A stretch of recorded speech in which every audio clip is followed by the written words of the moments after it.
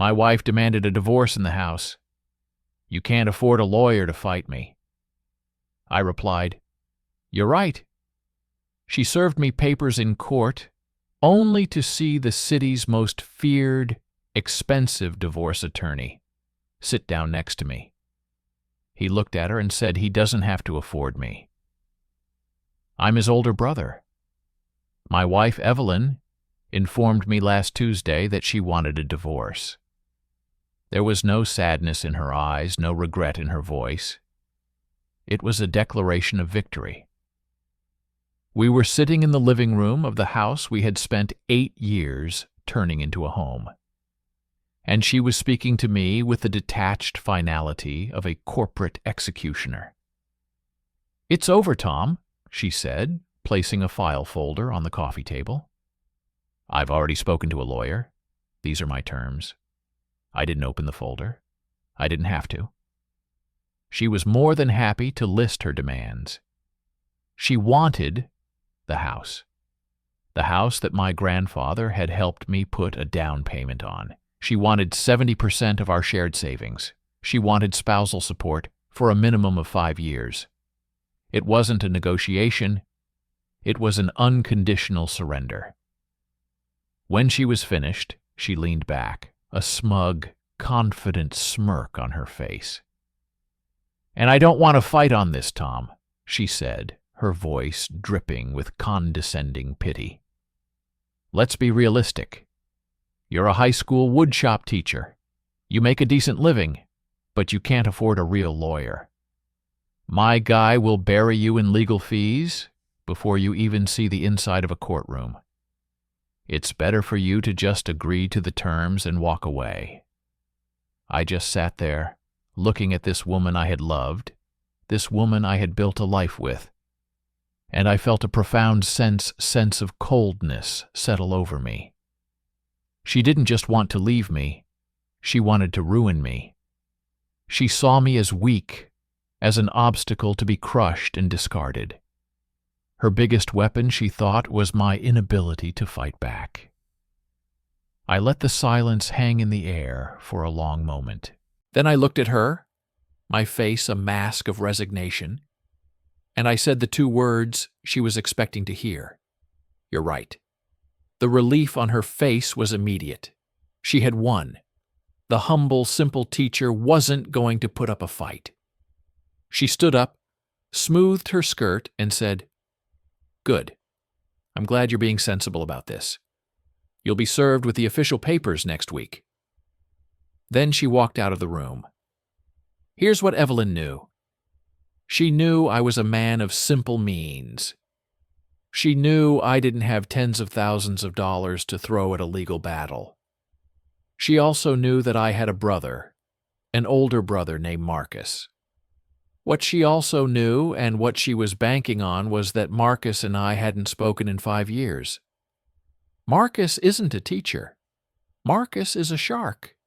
He is, without exaggeration, the most feared and expensive divorce attorney in the state. He's a legal predator whose name makes other lawyers nervous. And he was, for all intents and purposes, no longer a part of my life. We had a falling out after our parents died. It was over the family home, the house we grew up in. I wanted to keep it, to preserve it as a memory, a place for our families together. I'm sentimental like that. Marcus, ever the pragmatist, saw it as an ill-quid asset. He wanted to sell it, divide the money, and move on. We had a bitter, terrible argument that ended with us on opposite sides of a canyon of stubborn pride. We hadn't spoken since. Evelyn had witnessed the tail end of that fallout. She saw me as completely and permanently isolated from the only powerful person in my family. In her strategic calculation, my greatest potential asset was a dead one. She was wrong. For 3 days after her announcement, I was in a dark place. She was right about one thing. I couldn't afford to fight her, not on her terms. The thought of losing my home, my savings, everything I had worked for was suffocating. On the fourth day, I hit rock bottom. And from there was nowhere to go but up. I swallowed every ounce of my pride, a pride that had cost me my brother for 5 years, and I found his private cell phone number. My hand was shaking as I dialed. I expected it to go to voicemail or to be answered by a sharp-voiced assistant. But after 2 rings, a familiar deep voice answered. "Hello, Marcus," I said, my own voice sounding weak and foreign to my ears. "It's Tom." There was a long pause. For a moment, I thought he was going to hang up. "Tommy," he finally said, the old nickname sounding strange after so many years. "What's wrong?" And it all came pouring out. I told him everything.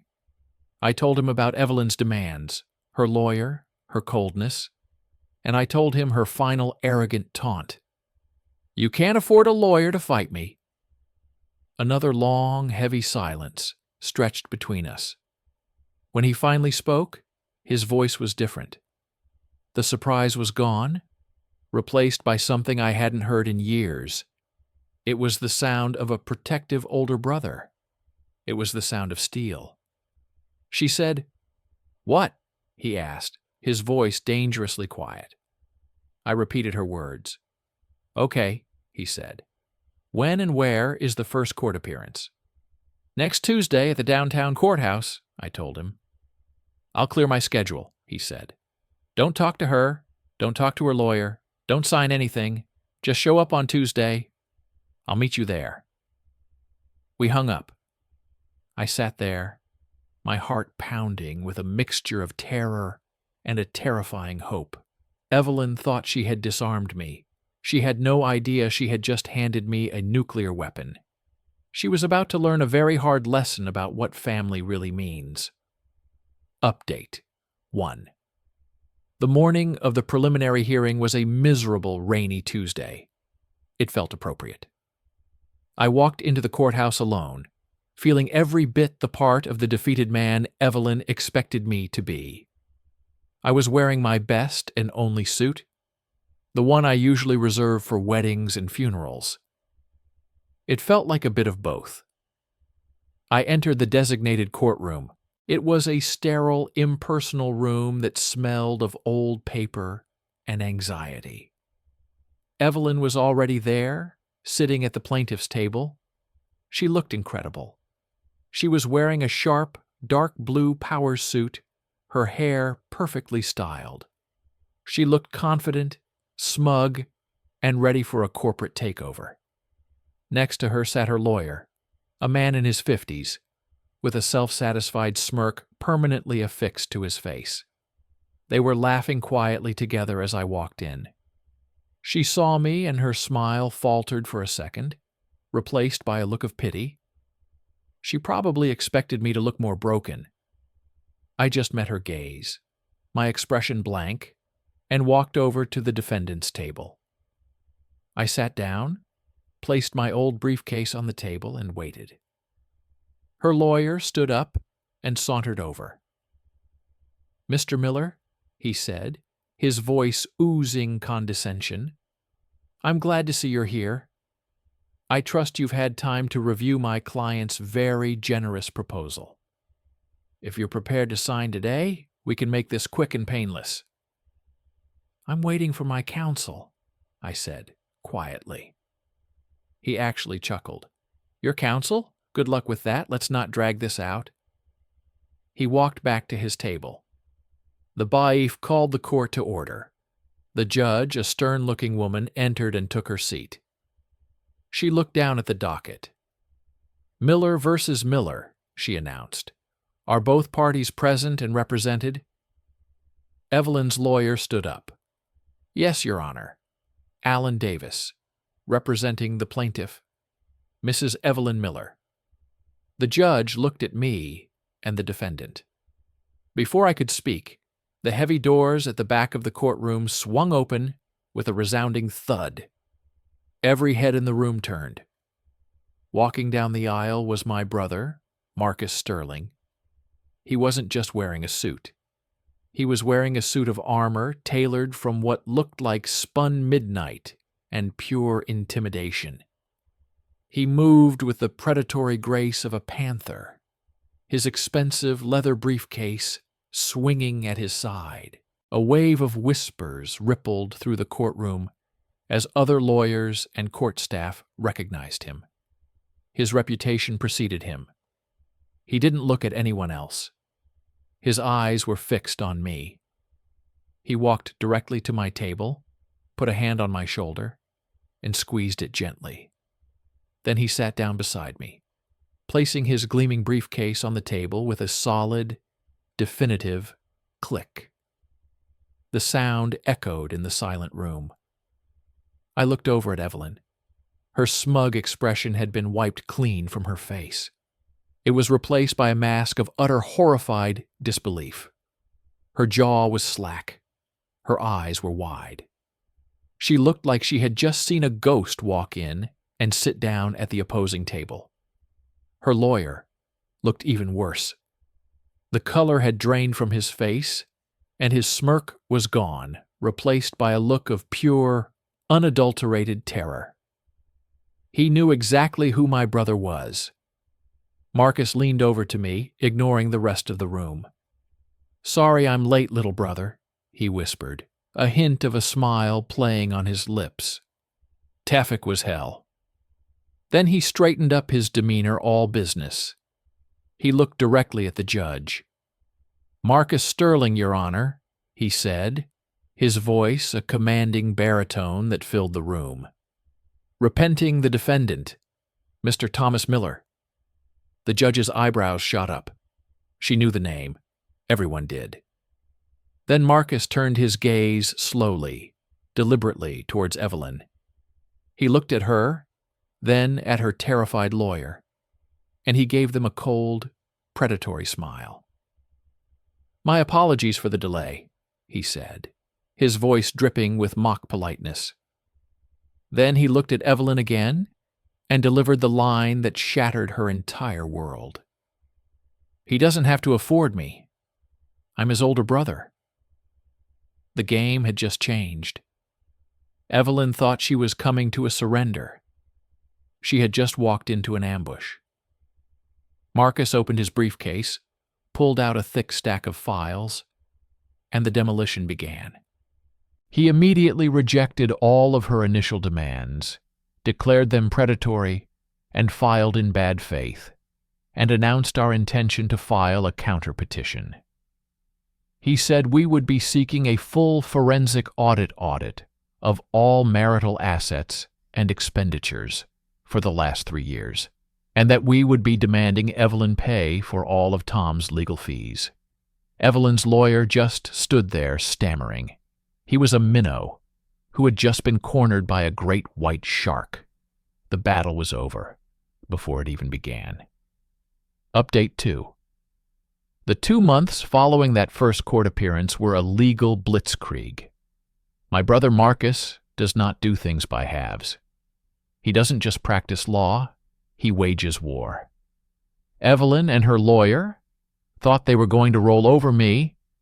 Instead, they found themselves on the receiving end of a relentless, systematic assault.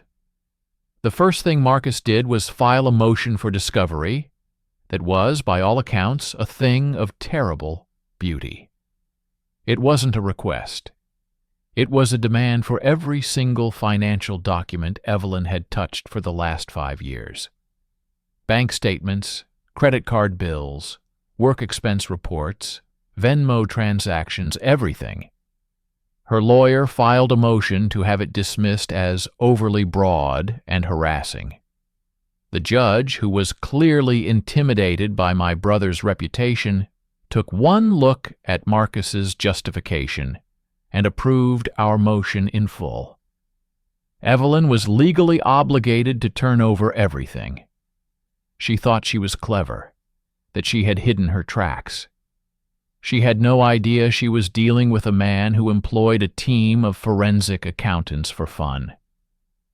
While Evelyn was drowning in paperwork, Marcus went after her personally.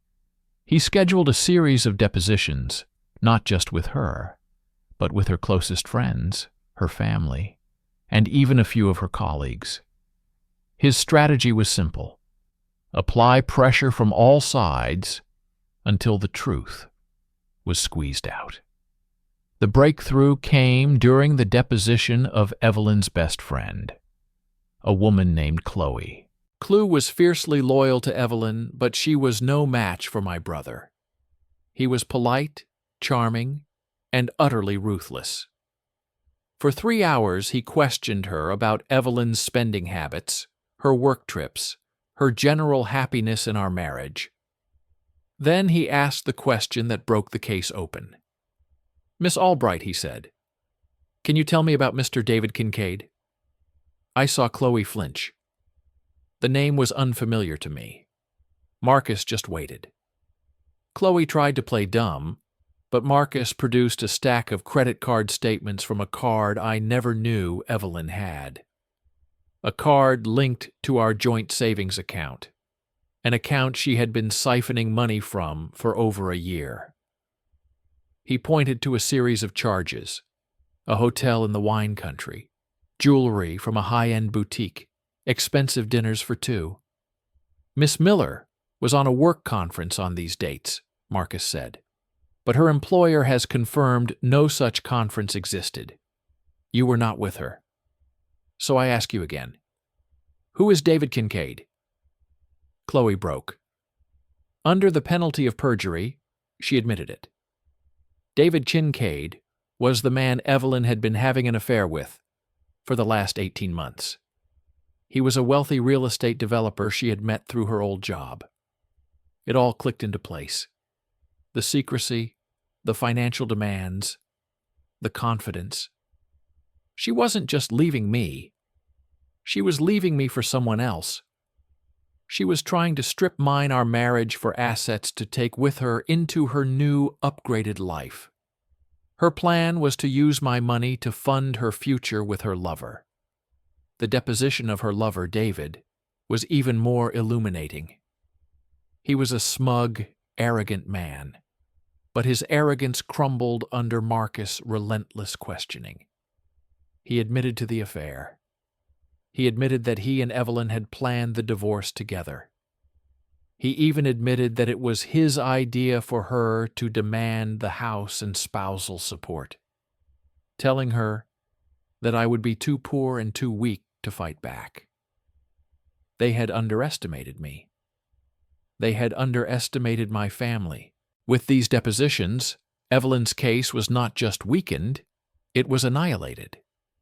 She had committed perjury in her initial filings by claiming she was a faithful wife. She had hidden assets and marital funds. She was a liar and a fraud. Her lawyer called Marcus, begging to settle.